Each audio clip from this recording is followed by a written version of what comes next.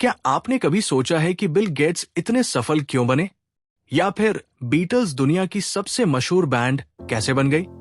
क्या ये सब सिर्फ टैलेंट की वजह से हुआ या इसके पीछे कोई और सीक्रेट है? आज जो किताब मैं आपको समझाने वाला हूं वो आपकी सफलता के बारे में पूरी सोच बदल देगी। ये किताब है आउटलियर्स, द स्टोरी ऑफ सक्सेस और इसके लेखक है मैल्कम ग्लैडवेल, एक मशहूर पत्रकार और लेखक जिनकी हर किताब न्यूयॉर्क टाइम्स बेस्टसेलर रही है। मैल्कम ग्लैडवेल कहते हैं कि सफलता सिर्फ हार्ड वर्क या टैलेंट का रिजल्ट नहीं होती। सफलता के पीछे छुपी होती है टाइमिंग, अपॉर्चुनिटीज, कल्चर और बहुत सारे हिडन फैक्टर्स जिन्हें हम आमतौर पर नोटिस नहीं करते। इस किताब में मैल्कम ने साबित किया है कि सफल लोग, जिन्हें हम आउटलायर्स कहते हैं, वो सिर्फ अपनी मेहनत से नहीं बने, बल्कि उन्हें सही वक्त पर सही मौके मिले और वो एक खास एनवायरनमेंट में थे। चलिए समझते हैं कि ये फैसिनेटिंग कॉन्सेप्ट कैसे काम करता है। सबसे पहला और सबसे मशहूर कॉन्सेप्ट है 10,000 आवर्स रूल।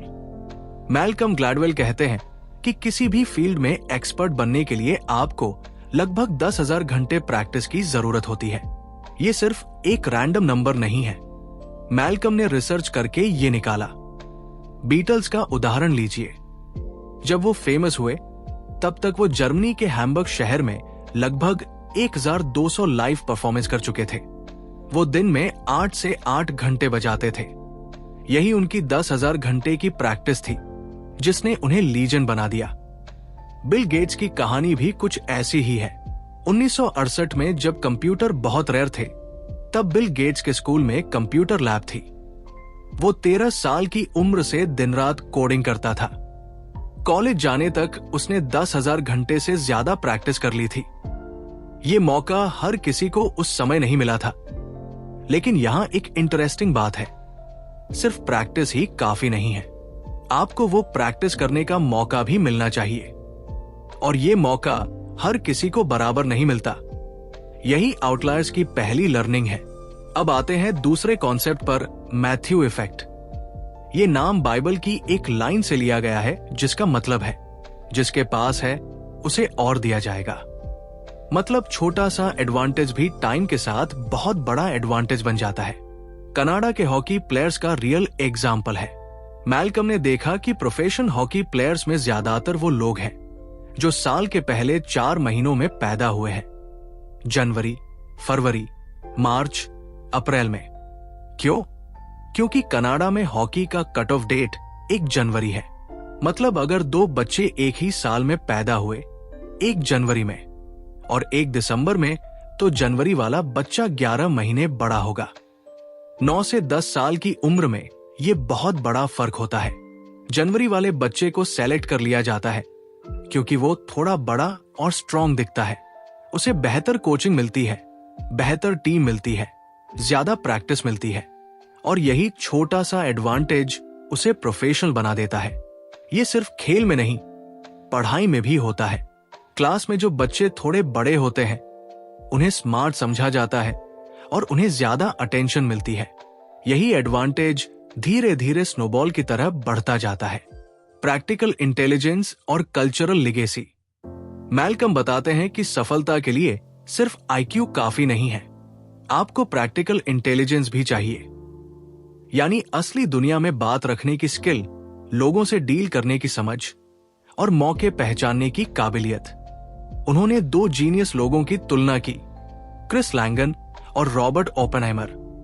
दोनों की आईक्यू बहुत ज्यादा थी, लेकिन क्रिस लैंगन बाउंसर और फार्म वर्कर बन गया, जबकि ओपेनहाइमर ने एटॉमिक बम बनाया और इतिहास बदल दिया।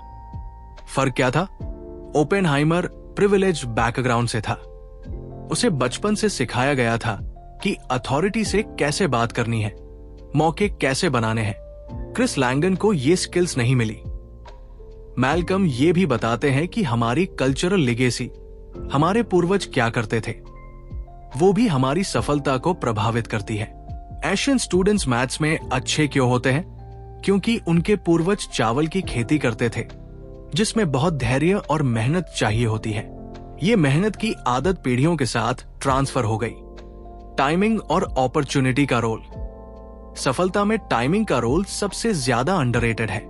मैल्कम बताते हैं कि अगर आप टेक इंडस्ट्री में अरबपति बनना चाहते थे तो आपको लगभग 1955 के आसपास पैदा होना था।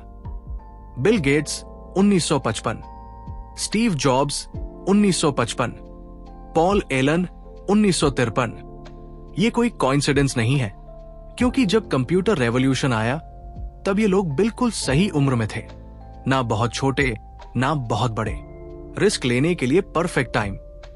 अगर आप 1945 में पैदा होते तो आप सेटल हो चुके होते, अगर 1965 में पैदा होते तो बहुत छोटे होते। टाइमिंग परफेक्ट थी, मतलब किस्मत और सही वक्त का भी बहुत बड़ा रोल है। राइस पैडीज और मैथ्स टेस्ट। एशियन देश चीन, जापान, कोरिया के स्टूडेंट्स मैथ्स में इतने अच्छे क्यों होते हैं? क्योंकि वहां चावल की खेती होती है। चावल की खेती दुनिया की सबसे मेहनत वाली खेती है। एक राइस फार्मर को साल में 3000 घंटे काम करना पड़ता है। इस कल्चर ने सिखाया कि मेहनत करो, हार मत मानो, रिजल्ट मिलेगा। एक रिसर्च में एशियन स्टूडेंट्स ने 40 से 50 मिनट तक मुश्किल सवाल हल करने की कोशिश की, जबकि वेस्टर्न स्टूडेंट्स 10 मिनट में हार मान गए। मुख्य सीख, की लेसन्स। 1. सफलता अकेले की नहीं होती। समाज, परिवार, टाइमिंग सबका रोल होता है। 2. 10,000 घंटे की प्रैक्टिस जरूरी है, लेकिन मौका मिलना भी उतना ही जरूरी है। 3. प्रैक्टिकल इंटेलिजेंस और कम्युनिकेशन स्किल बहुत जरूरी है।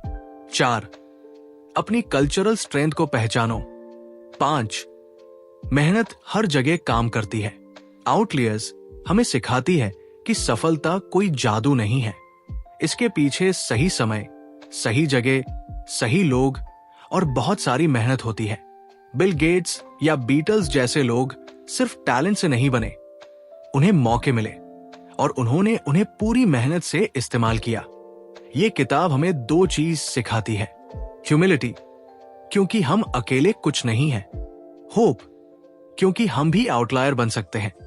बस जरूरत है मौकों को पहचानने की, लगातार मेहनत करने की और सही टाइम पर सही फैसला लेने की। याद रखिए, आउटलियर्स पैदा नहीं होते, बनाए जाते हैं।